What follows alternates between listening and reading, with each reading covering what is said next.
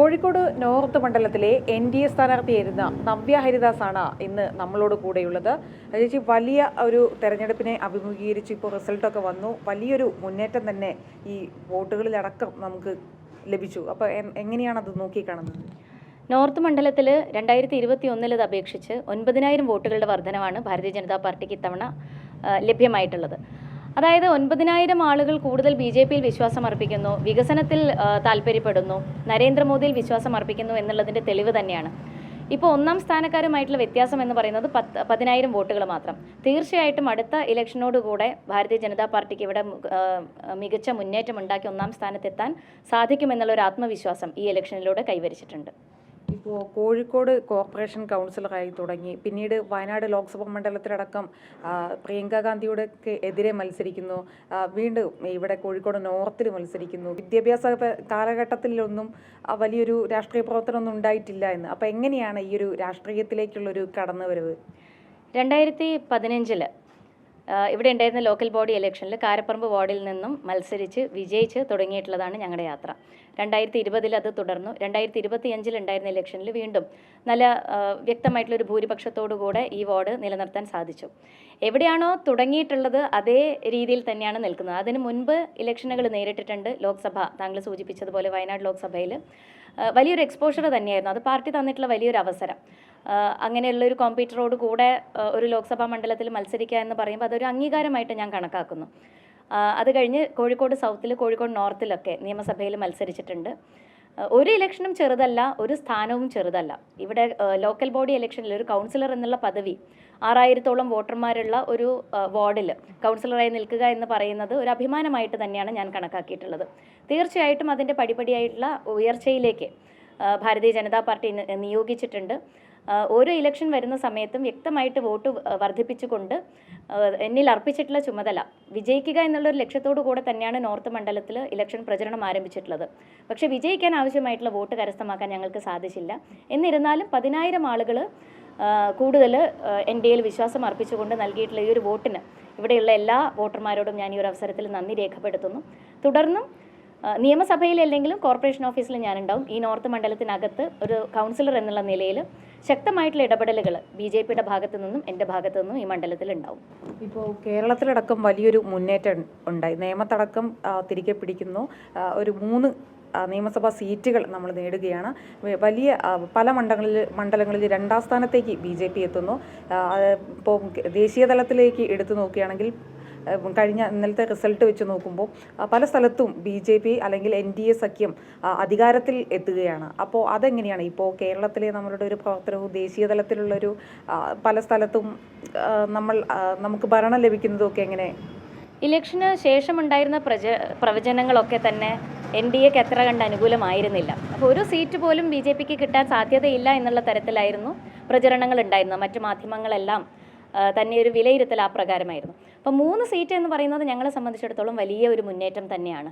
നിയമം തിരിച്ചു പിടിക്കുന്നു. പുതുതായിട്ട് 2 സീറ്റുകൾ, ചാത്തന്നൂർ എന്ന് പറയുന്ന ഒരു നിയോജക മണ്ഡലം അത്ര കണ്ട് ഒരു സർവേയിലും എക്സിറ്റ് പോളിലോ ഒന്നും തന്നെ രേഖപ്പെടുത്തിയിട്ടില്ലാത്ത BJPക്ക് പ്രാതിനിധ്യം നൽകുന്ന തരത്തിൽ അല്ലെങ്കിൽ ഞങ്ങൾക്ക് ഇൻഫ്ലുവൻസ് ചെയ്യാൻ പറ്റുന്ന തരത്തിലുള്ളൊരു മണ്ഡലമായിട്ട് ഒരിക്കലും കണക്കാക്കപ്പെട്ടിട്ടില്ല. കഴക്കൂട്ടം എന്ന് പറയുന്നതും അത്ര ഈസി ഗോയിങ് ആയിട്ട് കിട്ടിയിട്ടുള്ളതല്ല.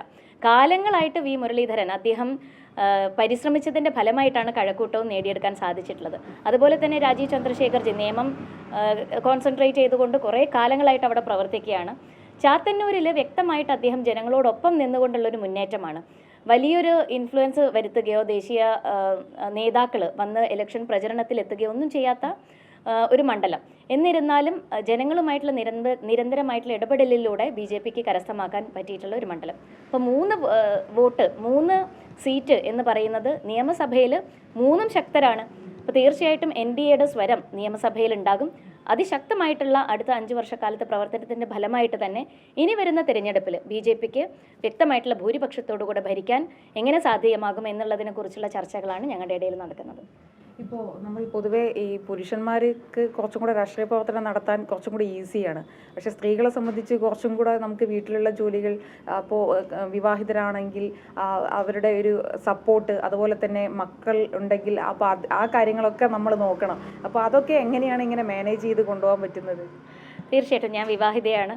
മക്കളുണ്ട്, വീട് മാനേജ് ചെയ്യണം, ഒരുപാട് കാര്യങ്ങൾ. കൗൺസിലർ എന്നുള്ള നിലയിൽ വർക്കുണ്ട്. മഹിളാ മോർച്ചയുടെ സംസ്ഥാന അധ്യക്ഷ എന്നുള്ള നിലയിൽ മഹിളാ കോർഡിനേഷൻ നമ്മുടെ സ്റ്റേറ്റിലുടനീളം നടത്തേണ്ടതുണ്ട്. ഒരു പ്ലാനിങ്ങിൻ്റെ ഭാഗമായിട്ടാണ് ഇതെല്ലാം കടന്നു പോകുന്നത്. പിന്നെ ഒറ്റയ്ക്കല്ല ഒന്നും ചെയ്യുന്നത് എന്നുള്ളതാണ് എടുത്തു പറയേണ്ടതും. എന്നോടൊപ്പം ഭാരതീയ ജനതാ പാർട്ടിയുടെ എല്ലാ പ്രവർത്തകരും വളരെ സജീവമായിട്ടുണ്ട്. വാർഡിൽ വിജയിച്ച് കഴിഞ്ഞിട്ടുണ്ടെങ്കിൽ പലപ്പോഴും കൗൺസിലർമാർ ഒറ്റപ്പെട്ടു പോകുന്ന ഒരു സാഹചര്യത്തിനെ കുറിച്ച് പലയിടത്തും വിലയിരുത്താറുണ്ട്. പക്ഷേ എന്നെ സംബന്ധിച്ചിടത്തോളം എൻ്റെ കൺവീനർ ആണെങ്കിലും ശരി, ബൂത്തിൽ പ്രസിഡന്റുമാർ, സെക്രട്ടറിമാർ തുടങ്ങിയിട്ടുള്ള എല്ലാവരും ഒരു ഫോൺ കോളിൽ സെറ്റിൽ ചെയ്യാൻ പറ്റുന്ന വിഷയങ്ങളാണ്. തീർച്ചയായിട്ടും അങ്ങനെ ഒരു കൂട്ടായിട്ടുള്ള പരിശ്രമത്തിൻ്റെ ഫലമായിട്ട് ഒന്നിച്ചുകൊണ്ടുള്ളൊരു മുന്നേറ്റം തന്നെയാണ് ഈ ഒരു ഘടകത്തിൽ ഏറ്റവും ഒരു ഈസി ഗോയിങ് ആയിട്ടുള്ള ഒരു സ്ട്രക്ചർ ഒരുക്കി തന്നിട്ടുള്ളത്. അതിന് എൻ്റെ സഹപ്രവർത്തകർ എന്നും എന്നോടൊപ്പം ഉണ്ട്. മലബാറിലേക്ക് വരികയാണെങ്കിൽ പൊതുവെ ഇടതുപക്ഷത്തിന് ഭയങ്കര ഒരു ശക്തമായിട്ടുള്ള ഒരു അനുകൂലമായിട്ടുള്ളൊരു ഘടകങ്ങളാണ്. അതുപോലെ തന്നെ മുസ്ലിം ലീഗിനടക്കം അനുകൂലമായിട്ടുള്ള പല ഘടകങ്ങളുണ്ട്. ഇപ്പോൾ തെക്കൻ ജില്ലകൾ വെച്ച് നോക്കുമ്പോൾ വടക്കൻ ജില്ലകളിൽ പൊതുവെ BJPക്ക് അനുകൂലമല്ലാത്ത ഒരു സാഹചര്യം കൂടിയുണ്ട്. അവിടെ നിന്നാണ് താങ്കൾ ഇങ്ങനെ ഒരു കോർപ്പറേഷനിൽ മത്സരിക്കുന്നു, വീണ്ടും ലോക്സഭയിൽ മത്സരിക്കുന്നു, നിയമസഭാ മണ്ഡലത്തിൽ വീണ്ടും മത്സരിക്കുന്നത്. ശരിയാണ്. കഴിഞ്ഞ തവണ ഞാൻ മത്സരിച്ചത് നിയമസഭയിൽ കോഴിക്കോട് സൗത്താണ്. സൗത്ത് എന്ന് പറയുന്നത് മൈനോറിറ്റി വിഭാഗത്തിൽപ്പെട്ടിട്ടുള്ള ആളുകൾ ഏറ്റവും കൂടുതലുള്ള ഒരു മണ്ഡലം തന്നെയാണ്. കോഴിക്കോട് നോർത്ത് ആണെങ്കിൽ 35% മുസ്ലിംസ് ഉള്ളൊരു മണ്ഡലം തന്നെ. പക്ഷെ എന്നിരുന്നാലും ഇവിടെ ഞങ്ങൾ വോട്ട് അഭ്യർത്ഥിച്ചിട്ടുള്ളതൊന്നും ജാതിയുടെയും മതത്തിൻ്റെയും പേര് പറഞ്ഞുകൊണ്ടോ അതിലൂന്നിക്കൊണ്ടുള്ളത് ഒരു പ്രവർത്തനമായിരുന്നില്ല ഇലക്ഷൻ കാലഘട്ടത്തിൽ നടത്തിയിട്ടുള്ളത്. കൃത്യമായിട്ടും വ്യക്തമായിട്ടും ജനങ്ങൾക്കൊപ്പം നിന്നുകൊണ്ട് നാടിൻ്റെ വികസനത്തിന് വേണ്ടിയിട്ടുള്ള വോട്ടാണ് ഞങ്ങൾ അഭ്യർത്ഥിച്ചിട്ടുള്ളത്.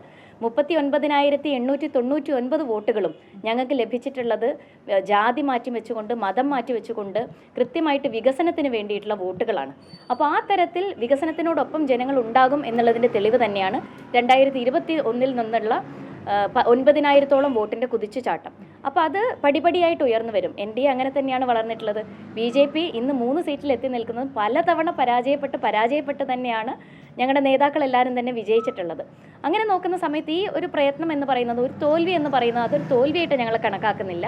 ഈ തോൽവി ഞങ്ങളുടെ വിജയത്തിലേക്കുള്ളൊരു പടി തന്നെയാണ്. തീർച്ചയായിട്ടും ജനങ്ങളുടെ ഭാഗത്തു നിന്നും കൃത്യമായിട്ടുള്ളൊരു അംഗീകാരം ഓരോ ഇലക്ഷനിലും ലഭിച്ചിട്ടുണ്ട്.